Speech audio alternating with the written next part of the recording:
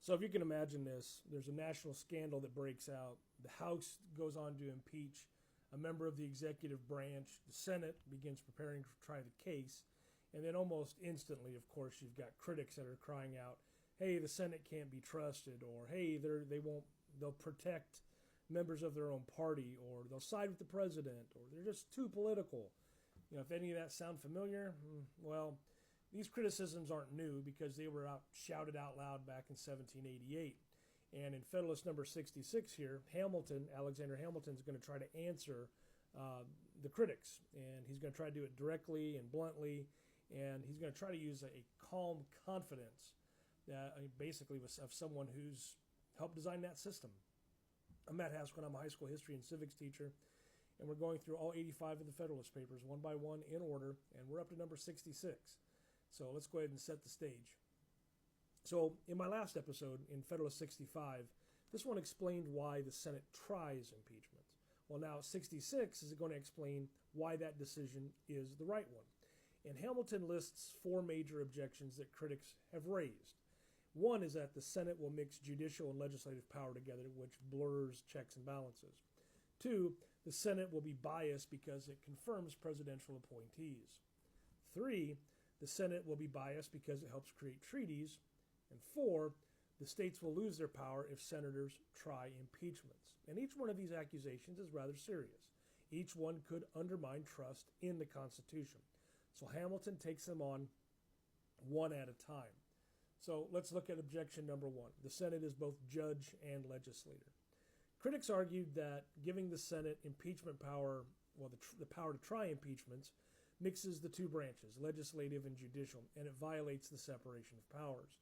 And Hamilton's answer is pretty simple. The Constitution blends powers intentionally because perfect separation would make government impossible. So some examples here would be the president vetoes legislation, which is a legislative function.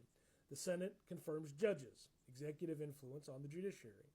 Courts review laws, and this is a judicial check on the legislature. Impeachment is another deliberate blend. The House accuses, the Senate judges, the courts stay out. This is the structural balance, not structural danger. In the second objection, the Senate will protect corrupt presidential appointees. Critics claimed that senators wouldn't convict executive officers because, they helped confirm those officers. And Hamilton calls this objection unfounded and dishonest, because he goes on to argue that the Senate has no personal loyalty to presidential appointees, that the senators gain nothing from protecting corrupt officials. The Senate's public reputation is on the line, and so therefore senators would fear backlash from the voters. And then finally, the House's public accusation eliminates any type of secrecy. So to sum it up, confirmation does not equal friendship, and the Senate's incentive is to appear impartial, not protective. The third objection is that the Senate will protect corrupt treaty negotiators because, the Senate helps approve treaties through its advice and consent function. And the critics then feared that they'd protect anyone involved in negotiating treaties. And Hamilton goes on to answer it like this in two different ways. He says, the Senate is not the negotiator. It only reviews what the president submits.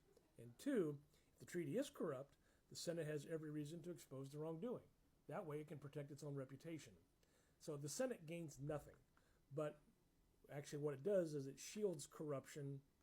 It gains nothing by shielding the corruption in foreign affairs. Tang-tungled there. But it risks everything if it does shield corruption. The fourth objection, is that states will lose power if the Senate tries impeachments. And so critics are going to argue that if the senators try impeachment cases, they become too powerful. State governments will be overshadowed. And Hamilton says this is a misunderstanding of federalism because there's two key points. The senators represent states directly. This was under the original Constitution through the state legislatures who selected them, so until the 17th Amendment. Strengthening the Senate strengthens the states, according to Hamilton. And secondly, the states retain enormous powers over elections and local governments, and so impeachment trials don't change that. So Hamilton's message is states are not weakened by the Senate's impeachment vote. Their impeachment role It's that they are protected by the Senate's impeachment role. Then Hamilton then goes on to a broader defense, like the Senate's the best we've got. He admits impeachment trials are messy and political and emotional. They're prone to faction or political parties, and they're always controversial. But he goes on to insist that the Senate remains the best tribunal because it's large enough to prevent corruption, it's stable enough to resist momentary passion like the House, it's accountable, but it's not frantic, it's representative, but not chaotic, and it is designed to withstand pressure. He asks the critics a devastating question. So, if not the Senate, who? And his answer is the same as Federalist 65. There is no better alternative than the Senate. So as we look at Hamilton's logic here, his 5 points, we look at the first one. Blending powers is part of the constitutional design. The second point is the Senate won't protect appointees just because it confirmed them.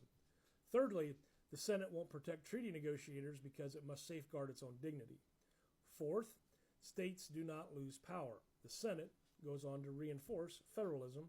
And finally, the Senate remains the most stable, accountable body for impeachment trials. There's 66 in 5 steps. You're welcome. Now, the tone that Hamilton takes in this particular one, unlike in number 65, which is rather philosophical and kind of cautious, number 66 is Hamilton with like his sleeves rolled up. He's trying to correct misconceptions and expose bad arguments. He wants to appeal to reason. He wants to defend the structure, and he wants to reassure any doubters out there. And he doesn't shy away from the messy truths that, one, impeachment is hard, and that's why the Senate is the right place to handle it. Now, that bleeds over into Hamilton's moral insight, right?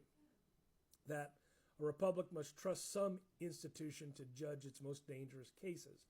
And that institution must be strong enough to withstand anger and faction and political storms. So the Senate is not perfect, but perfection isn't the goal. Survival is. And the Senate protects both the Constitution and the public trust. So every time we have a modern impeachment debate, from Andrew Johnson all the way up to the 2 times that Donald Trump was impeached, all these things echo the arguments back in number 66, because we still hear like claims of bias, outrage over partisanship, accusation of unfair trials, questions about Senate legitimacy. So Hamilton's response still stands, and that is the Senate is the constitutional safeguard, even when, especially when, political storms are just like raging. So our takeaways from this one are: the Senate's impeachment role does not violate separation of powers. The Senate has no incentive to shield corruption. And thirdly, the Senate remains the most stable, accountable tribunal for impeachment trials. Number 66 is Hamilton's defense of the impeachment system against its early critics. He admits that the process is inherently political, inherently emotional, and inherently imperfect. But he teaches that a republic survives not because its institutions avoid conflict, but because they are strong enough to manage the conflict.